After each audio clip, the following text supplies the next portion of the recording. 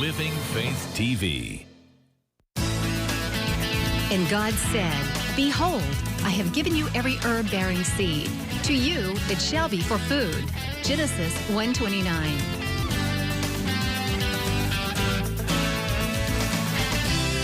Man did eat angels' food. He sent them meat to the full. Psalm 78:25. Everyday Manna with Lisa. Hi everybody, and welcome to Everyday Manna. Today we are going to make one of my all-time favorite meals, and that is spaghetti and meatballs. However, we are going to take a little spin on those meatballs, and we're going to make a turkey meatball with some sun-dried tomatoes. And they are so good. I love them. To go alongside our spaghetti and meatballs, we're going to have, of course, a salad, because you have to have spaghetti and salad together. And we're going to make a creamy tarragon vinaigrette dressing to go on top of the salad.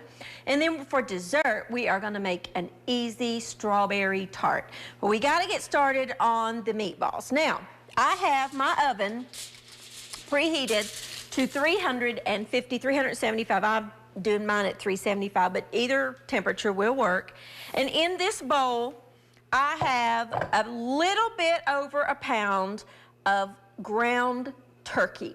Now, when you go to buy your ground turkey, there are basically two types. There's ground turkey breast, and then the ground turkey, which has a little bit more fat in it because it has some of the dark meat in it.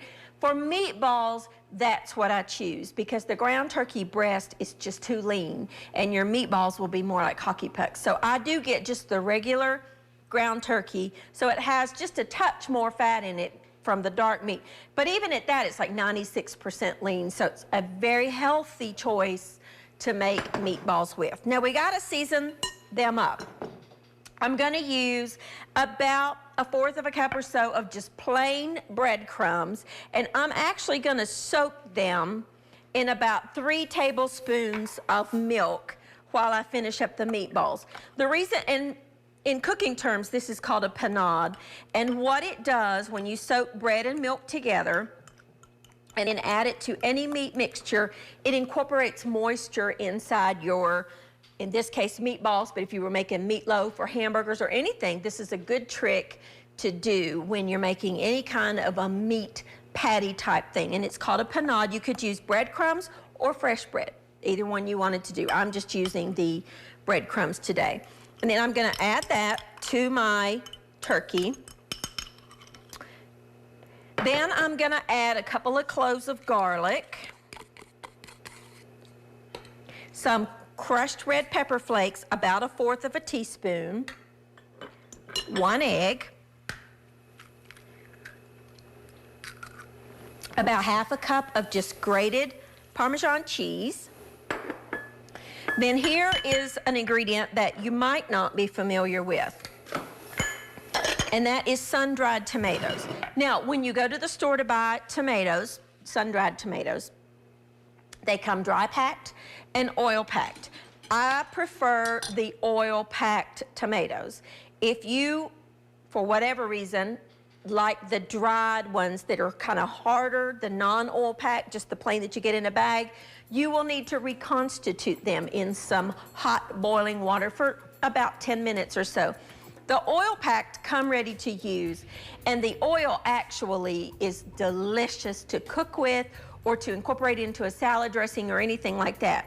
These are just sun-dried tomatoes. Now, my store had the ones that are julienne cut, but I still want them to be a little bit finer. It's about 3 tablespoons or so. So I'm gonna take a knife and just go across them. They're a little bit tough to cut, not too hard, but you need to really get in there with your knife and cut them up into just bite-sized pieces, because we want to have little pieces to incorporate throughout the turkey. You see, so instead of them being strips like this, then I've got little tiny pieces like this, so they can be dispersed a little bit better throughout the turkey. These things are wonderful. I use sun-dried tomatoes a lot. Sometimes, if I have time to have a garden, haven't been able to do it in a couple of years, but if I have a garden or access to garden tomatoes, A great tip for all you gardeners out there, if you have any leftover oil, just put it in there because that's flavor, is to take your tomatoes, either the Roma tomatoes or even the, you know, the ripe, red ripe tomatoes. You can cut the Romas in half. If you've got a round regular tomato, slice it pretty thick, bake it in a 200-degree, lay them out on a lined baking sheet, nothing on them, bake them in the oven at 200 degrees, about an hour or so, just kind of watch them, and that dries that tomato out, and then you can pack them yourself in oil and keep them in your refrigerator, and there you go. You've got homemade sun-dried tomatoes that are really very, very good. Now, I've got some flat leaf parsley with the oil on my hands. It's sticking to my hands. And I am going to mince up some flat leaf parsley. I'm not going to add too much salt because I put the Parmesan cheese in it. And Parmesan cheese sometimes can be very, very salty. So I'm not going to add a whole lot of extra salt. I love Italian food. I guess if I had to pick a favorite cuisine, a favorite type of food, it would definitely be Italian. I love it. I don't know of very many people that truly doesn't like spaghetti. That's just one of those things that most everybody likes. And I love spaghetti and meatballs, but this kind of is a, you know, a little bit different than your typical pork or beef or mixture. So, cook's best tools, clean hands. Get in there and just mix all this together. If you want to add some salt and pepper, feel free to. I'm not going to because I know the cheese is salty, and I put the red pepper flakes, and that's a little bit of heat. But if you want to, feel free to add some salt and pepper to it. Now, the mixture will be moist. That's exactly what you want. Don't over-mix the beef mixture. The ground turkey mixture. If you do that, it just toughens the meatballs, and we don't want that. Now, I'm going to use a tablespoon measurer just to kind of heap up. Let me mix that bread in there a little bit better. I want them to be the same size so they cook evenly. I'm using a tablespoon because I don't have a little tiny mini ice cream scoop. But if you have a little mini ice cream scoop, perfect tool. I want mine to be about that size, about a tablespoon or so, each one, and then put it in your hands, roll it up, and then put it on a lined baking sheet. We're not going to fry these meatballs. We're going to bake them in the oven. And you'll get about 24 or so meatballs in this. If you're making this up and maybe, you know, you're just a one person or two people in your household, make the full recipe and then freeze them. Make the little, don't cook them, or, you know, just make them up, put them on the lined baking sheet like this, put them in your freezer to get them frozen, and then take them off here and put them in a Ziploc bag. And then when you're, you know, ready to cook, you've got them ready to go, and you can just bake them off and, you know, for the future. That's a good tip to do for, you know, we're all busy and we don't always have time to cook from scratch, but there's a lot of things that you can make ahead and put in your freezer. I'm just gonna keep rolling these meatballs, putting them on my baking sheet, then I'm gonna get them in the oven, and when I come back, we are gonna start on dessert. We're gonna make a strawberry tart. I'll be back in just a minute.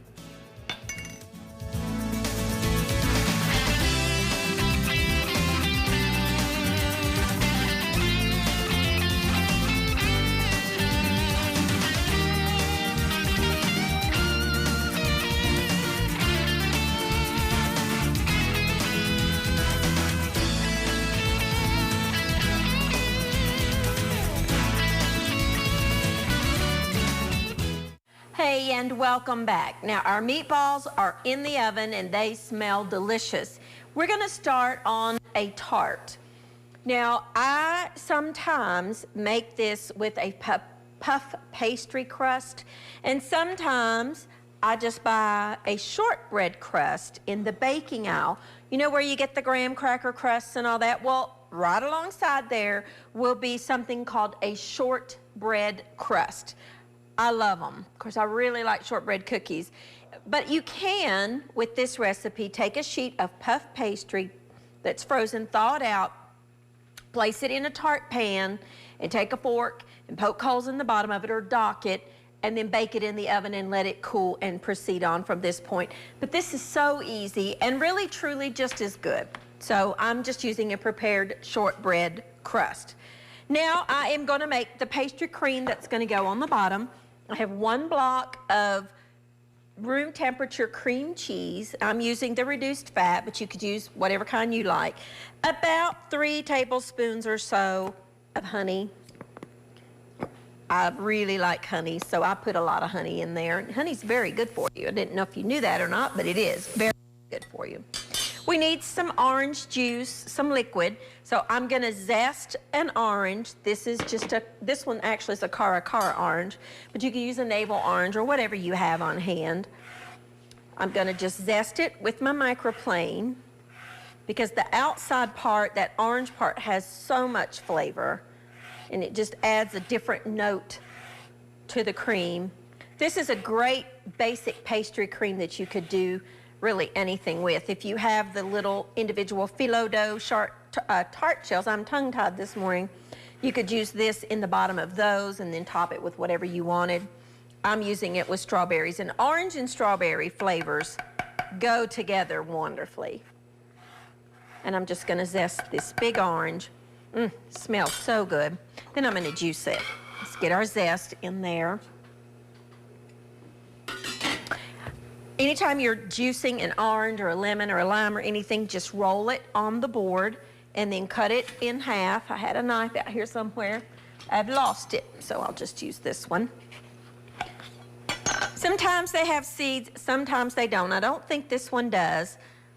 I think we're okay. So I'm gonna use my citrus reamer and just get that. Do you want about a tablespoon or so? I love Cara oranges. They are so good. I have to confess to you, I'm not a cold weather person. I'm not a winter person at all. I really just don't like winter. But the one thing I miss when winter goes away is citrus fruit, because I eat a lot of citrus oranges, and I use a lot of lemons, and just eat the clementines and mandarin oranges. But this one, I want to just show you a little bit of a difference. This is called a Cara orange. You get them right alongside your navel oranges. It's just a little bit deeper in color. It has a more of an orange hue than a yellow hue. It's a delicious orange. It's a little sweeter, very good. So this half I'll just eat in just a little bit, because I only really want about a tablespoon of the juice. And then take your mixer and just combine it. Just a little hand mixer. Or you could use your blender or food processor, whatever you have. You could use a spoon if you wanted to, or a whisk. This is just quicker. I'm just gonna whip it all together on high speed until it kind of comes together as a cream. It's okay if it's got a little bit of texture to it, a little bit of lump. That's perfectly fine. It does not have to be perfectly smooth.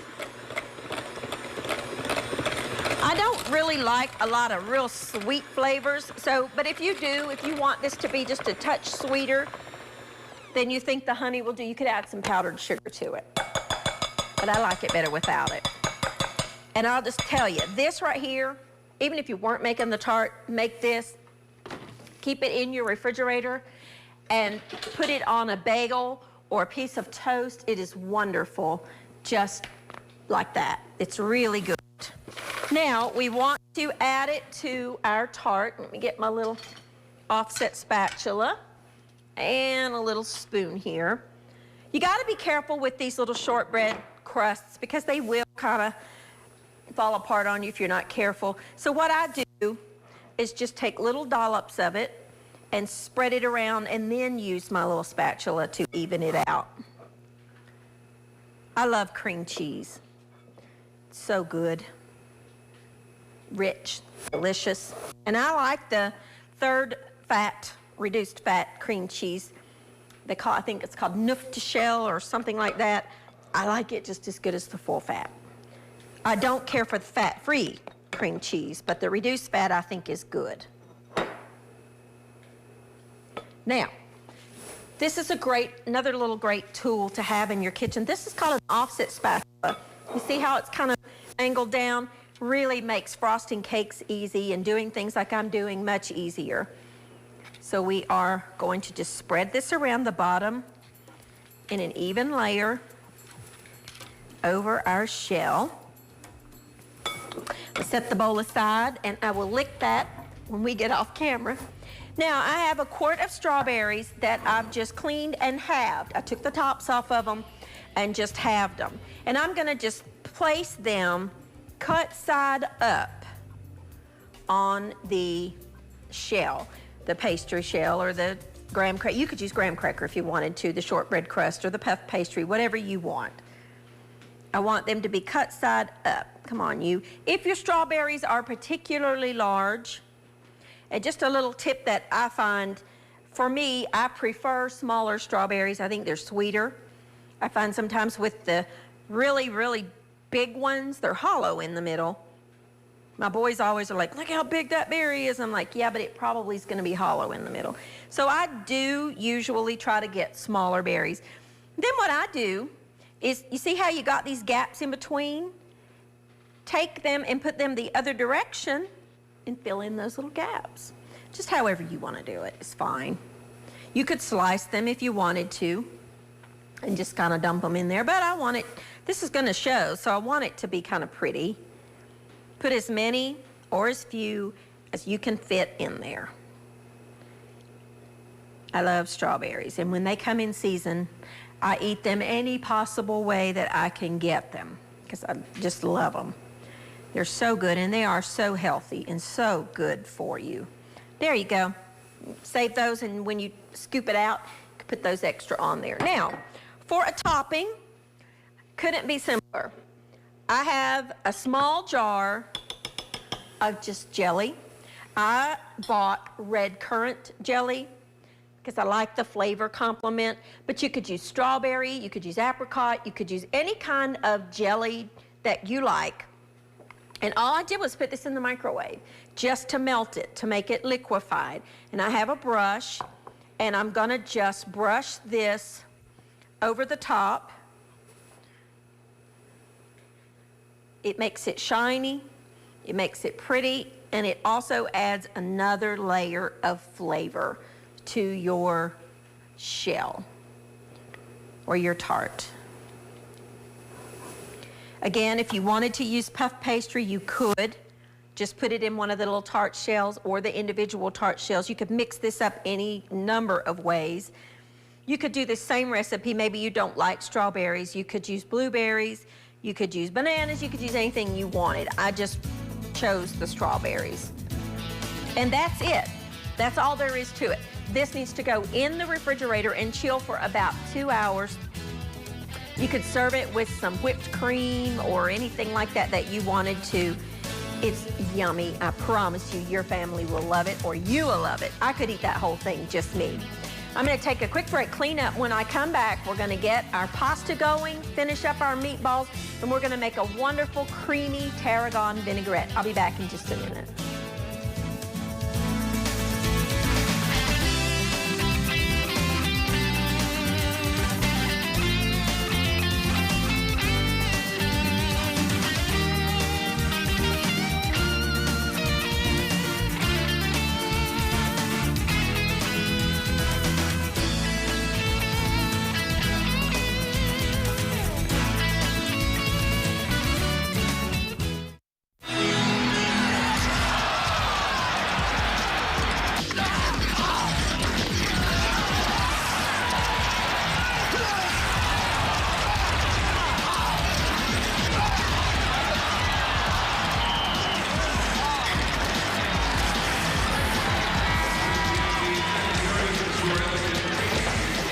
Okay, what happened to your passing?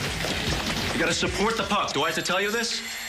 And we're getting killed on the board. Hello. This is your territory, Grimson. Do your job. Grimson.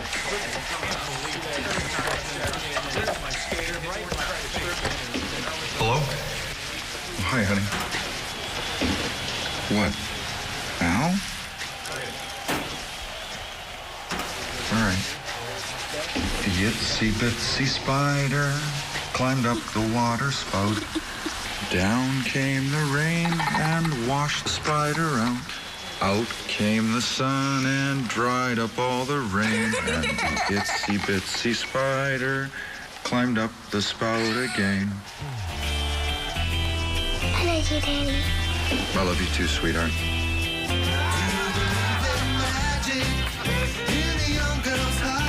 Hey, it's my girl. You know, my daughter. Love. Pass it on. A message from the Foundation for a Better Life.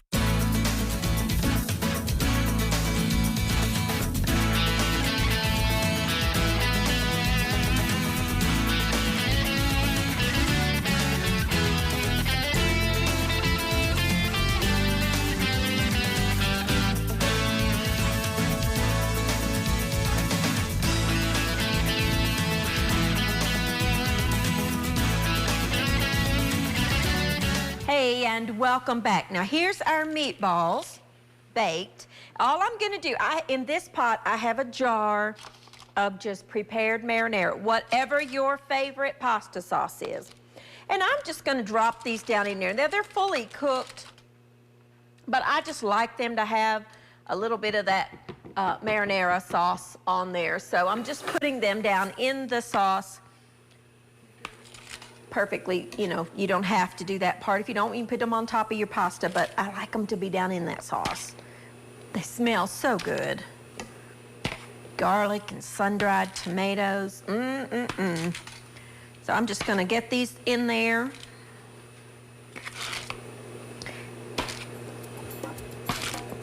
Delicious. And just let them hang out there for just a few minutes while I wrap up a salad dressing.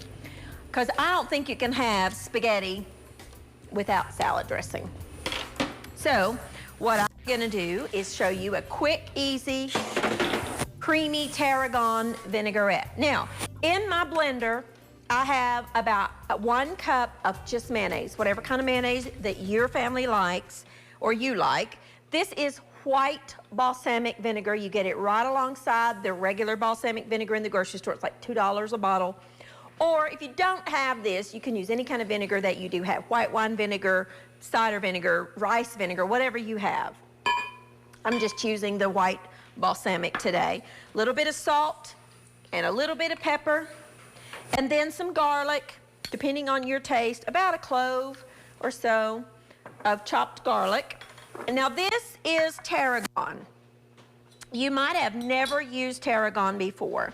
Comes like this. And you think of tarragon mostly in French cooking. It has almost a licoricey flavor.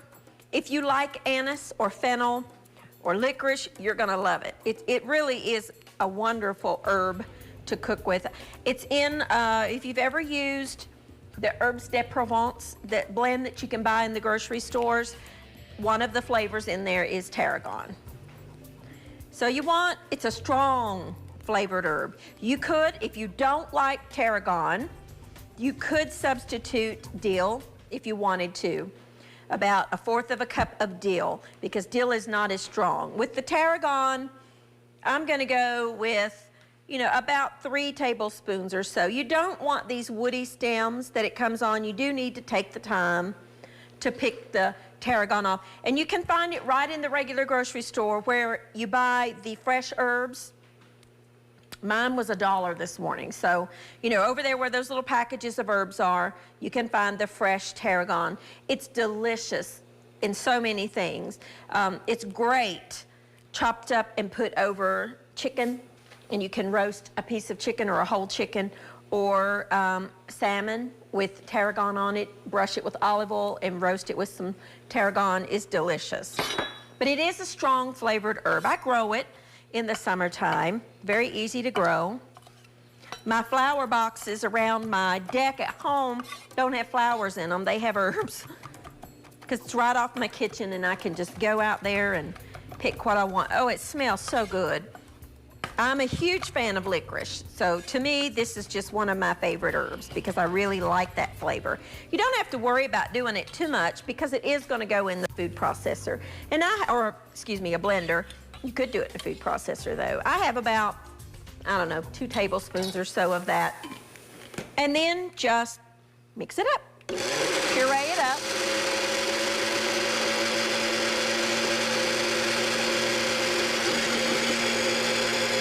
And that's it. The thing about making your own salad dressings is you control what goes in there. You're not feeding your family or yourself or your spouse or whoever you're eating with a lot of preservatives or anything like that. It's all natural. You don't need to add any oil because, of course, the mayonnaise. And then just serve it on the side of your salad. Choose what you like. Now, for the purposes today, I just have a salad blend mix. Chopped up a cucumber, just one of the English cucumbers, some little cherry tomatoes, and some croutons. And then just put your salad dressing on the side and let everybody put however much they like on their salad. Now, let's finish up these wonderful balls. I have a pot here that has just some plain spaghetti cooking. I salted the water. Let me see if it's done. There's only one way to test.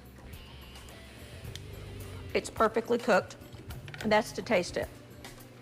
I used to hear all these, you know, throw it against the refrigerator and see if it sticks and all this bunch of stuff. Just taste it and see if it's done.